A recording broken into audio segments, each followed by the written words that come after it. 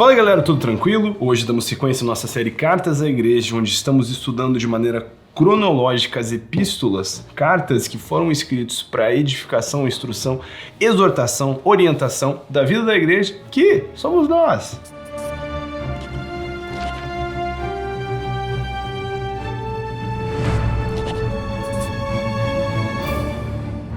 Então, bora mergulhar no 10º capítulo de 1 Coríntios. Pois, irmãos, não quero que ignorei que nossos pais estiveram todos debaixo da nuvem e todos passaram pelo mar. Todos foram batizados em Moisés na nuvem e no mar. Todos comeram do mesmo alimento espiritual e todos beberam da mesma bebida espiritual, porque bebiam da rocha espiritual que os acompanhava, e essa rocha era Cristo.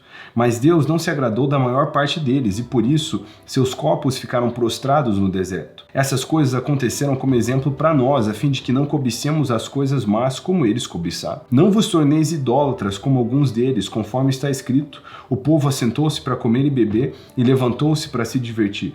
Nem pratiquemos a imoralidade, como alguns deles fizeram e caíram num dia só 23.000. E não tentemos Cristo, como alguns deles tentaram e foram destruídos pelas serpentes.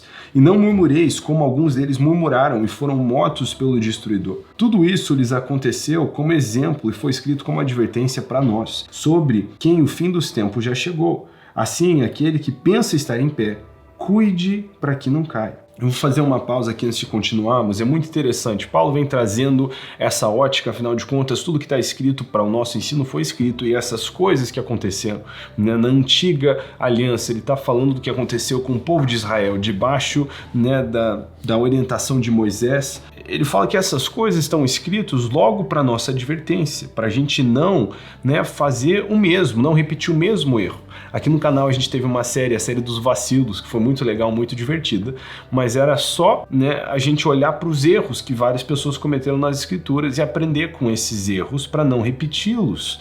Então ele está dizendo, foi escrito para nossa advertência, para que eu e você não vivamos desse jeito. Episódio passado a gente falou da disciplina que o atleta precisa. É importante lembrar que essa divisão de capítulos e versículos, elas vem muito depois, somente nos anos 1200, 1500 que chegam essas divisões. Então a gente precisa saber que a gente divide assim, para a gente achar fácil, mas vale sempre lembrar que isso foi escrito com uma carta inteira. Tudo isso era uma instrução, e essas coisas vinham juntas, em correlação. Então Paulo fala da disciplina que a gente precisa viver, e aqui ele está falando sobre comer, beber e se divertir.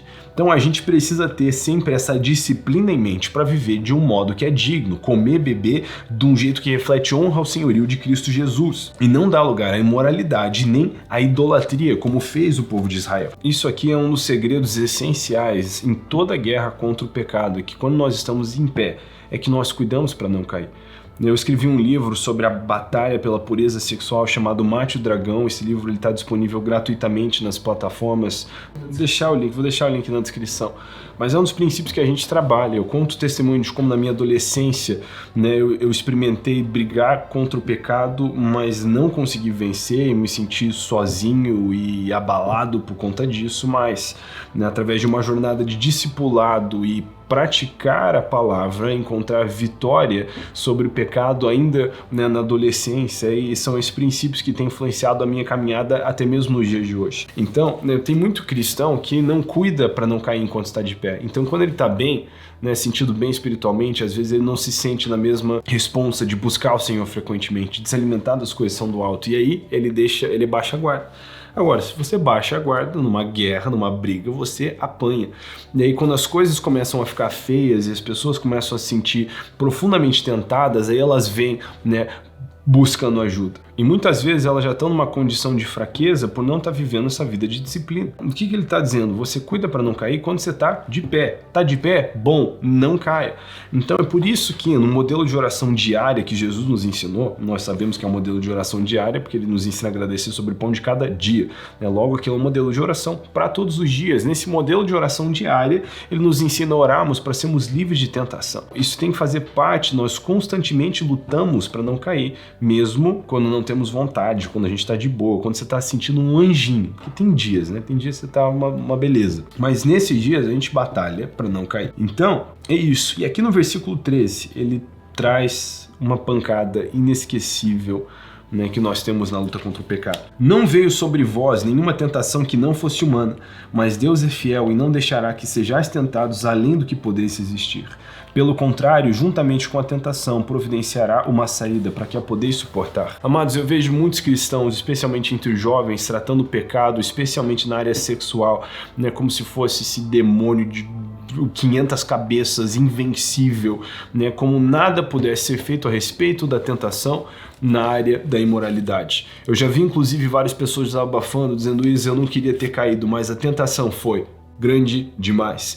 E o que a palavra de Deus nos traz é que não existe tentação grande demais. Então vamos lá, vamos mergulhar no que esse texto diz, porque nós precisamos nivelar o campo de batalha, porque existe uma geração desmotivada na luta contra o pecado e é porque eles não entendem a verdade que nos é apresentada na palavra. Então, aquele que tem ouvidos, ouça. Muita gente trata então a imoralidade como esse monstro invencível, mas nivelando o campo de batalha de maneira bíblica, o que nós vemos? Que não existe tentação que não é humana. Quer dizer, não existe um momento que aparece um demônio no seu ombro e planta as ideias mais tenebrosas. Você, o que eu vou fazer com isso agora? A tentação, ela não é sobrenatural, ela é humana. Quer dizer, é a concupiscência da carne, são os maus desejos, a nossa natureza animalesca desejando as coisas que são maus, sendo uma carne regida pela lei do pecado nesse mundo corrompido. Então a tentação, ela é humana. Eu cresci ouvindo meu pai dizer que tudo que o diabo pode fazer como tentador é apresentar um menu do que nós já temos vontade de fazer, né? Tentar gerar as más oportunidades, mas a tentação, ela é humana. A gente tem que entender que o hormônio não é o demônio, mas a tentação é humana, não é sobrenatural, ela é humana. Agora, existe uma lei espiritual que ninguém é tentado além da capacidade de suportar, de resistir. O que significa que na sua vida você jamais vai se aproximar de uma tentação que é grande demais. Quer dizer, só é permitido que você seja tentado numa medida que você pode resistir.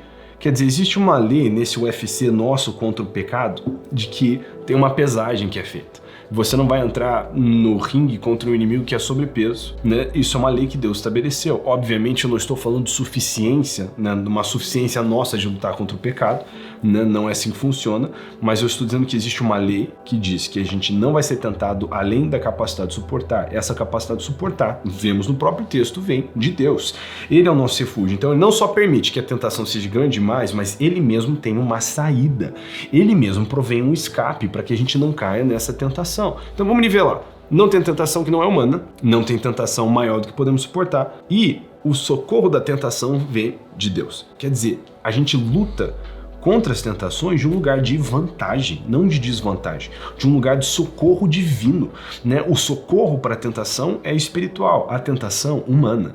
Então, amados, precisamos nivelar esse campo de batalha, porque na verdade esse texto ele revela duas coisas. Primeiro, ele revela que nós não pecamos por nenhum outro motivo a não ser o motivo de que nós queremos pecar.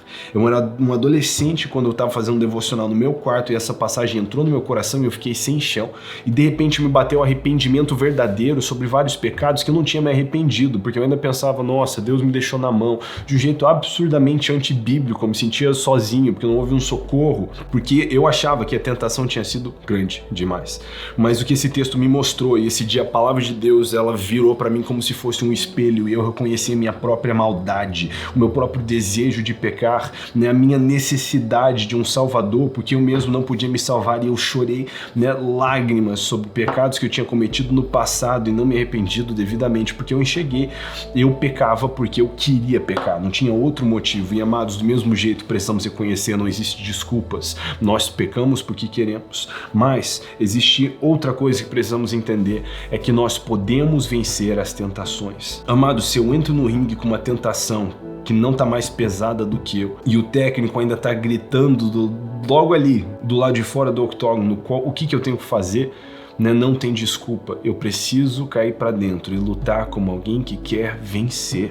Nós podemos vencer a tentação, deixa isso entrar como palavra de consolo. Amados, eu tenho pela graça do Senhor caminhado num lugar onde eu tenho dito para os meus discípulos, olha, aqui eu posso dizer, me imita como eu tenho imitado, né, os imitadores do Senhor, porque existem princípios bíblicos inimigos que nos mostram como caminhar nesse lugar onde permanecemos de pé. Existe uma batalha cíclica, mas se caminharmos nesse lugar, então experimentaremos vitória. Agora, aprenda isso, você está vivendo numa realidade de briga, de guerra. Então, você não quer o conforto do seu inimigo num tempo de briga, num tempo de guerra. Então, você precisa saber a insistir contra a sua carne. Acordou com aquelas ideias? Tem um dia que você já acorda com as ideias. Proporciona uma atmosfera que não é propícia para o triunfo do seu inimigo. Meu irmão, já cai na palavra logo de manhã, já vai lá ler em Provérbios sobre passar longe da casa da mulher adúltera, vai ler Davi caindo com Batseba, né? vai ler essas passagens específicas já e ver como o seu coração fica desconfortável, né? O pecado já murchando dentro de você, né? Que você vai trazendo atração do que é espiritual.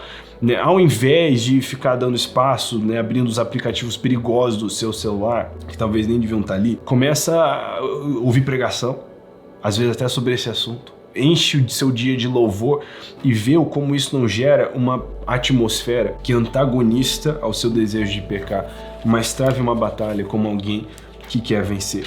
Não existe tentação grande demais. Ele continua no versículo 14, portanto, meus amados, fugi da idolatria. Ele falou sobre a imoralidade, a falta de disciplina, e ele também fala sobre a idolatria. Digo isso a pessoa sensata, julgai vós mesmos o que digo. Acaso o cálice da bênção que abençoamos não é a comunhão do sangue de Cristo? Acaso o pão que partimos não é a comunhão do corpo de Cristo? Há somente um pão, e nós, embora muitos, somos um só corpo, pois todos participamos do mesmo pão. Observai o povo de Israel. Por acaso os que comem dos sacrifícios não são participantes do altar? Será que estou dizendo que aquilo é sacrificado ao ídolo é alguma coisa? Ou que o ídolo é alguma coisa? Não. Antes digo que as coisas que eles sacrificam-nas a demônios e não a Deus.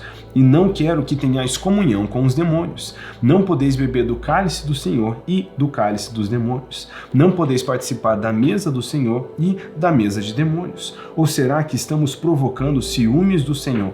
Por acaso somos mais fortes do que ele? O que Paulo está dizendo? Ele fala de não juntar a comunhão que temos com Cristo com demônios. Ele diz que a comida que são sacrificadas a ídolos, né? Os ídolos não existem outros deuses, não existem outras, não existe outro Deus a não ser o nosso Senhor. Então, essa consagração a deuses, na verdade, essa adoração feita a outros deuses, na verdade, acaba sendo adoração a demônios que, né, vão tomar posse dessa adoração que é oferecida a alguém que não é o Senhor. Então, mais tarde, Paulo tinha falado sobre ficar com a consciência limpa, de comer, né, a comida com o não cristão, a não ser que aquilo ferisse sua consciência. Então, por que agora ele está falando de não beber do cálice do Senhor e do cálice dos demônios, e não participar da mesa do Senhor e da mesa dos demônios? Ou será que estamos provocando os ciúmes do Senhor? Então, Paulo traz uma advertência a não tomar parte dessas mesas. Né? Ele fala antes sobre comer, parece que numa questão, né, que não é participar de um culto, de um momento como comunhão, né, de um rito, porque ele faz comparação à ceia, né, e ele está falando de não se misturar com esses sacrifícios. No versículo 23, ele diz que todas as coisas são permitidas, mas nem todas são proveitosas. Todas as coisas são permitidas, mas nem todas são edificantes. Ninguém busque o seu próprio bem, e sim o dos outros. Comei de tudo quando se vende no mercado, sem nada perguntar por causa da consciência, pois do Senhor é a terra e sua plenitude. Se, portanto, algum incrédulo vos convidar e quiser dizer, comei de tudo que vos for servido, sem nada perguntar por motivo de consciência. Mas se alguém vos disser, isso foi oferecido em sacrifício, então não comais por causa daquele que vos advertiu e por motivo de consciência. Não estou falando da sua consciência, mas a consciência dele. Pois, por que seria julgada a minha liberdade pela consciência de outra pessoa? Quer dizer, Paulo está dizendo, não se preocupa, come de tudo, né? No mercado não precisa ficar, de onde veio isso? Quem é a pessoa que fabricou isso aqui? É cristão ou não? Está falando, não fique cri-cri e não pergunte nada pela consciência. Por quê? Você pode ter consciência forte, sabendo, né, como Cristo está acima de todas as coisas e tudo é dele. Então fica tranquilo. Inclusive, se for na casa de alguém, ele fala, não pergunta. Né? Não pergunta, isso aqui você sacrificou para um demônio?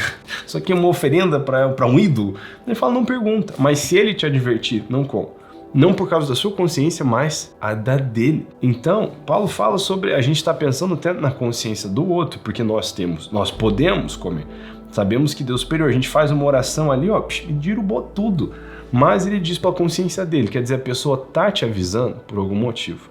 Ela tá te avisando porque ela mesma pensa que você não devia comer isso. Isso já começa a explicar, talvez, como ela está enxergando, né, você como um cristão e a separação que você tem acerca da crença que essa própria pessoa tem. Então, se você for advertido, não come. E se participo com gratidão, porque eu seria culpado por algo pelo que dou graças.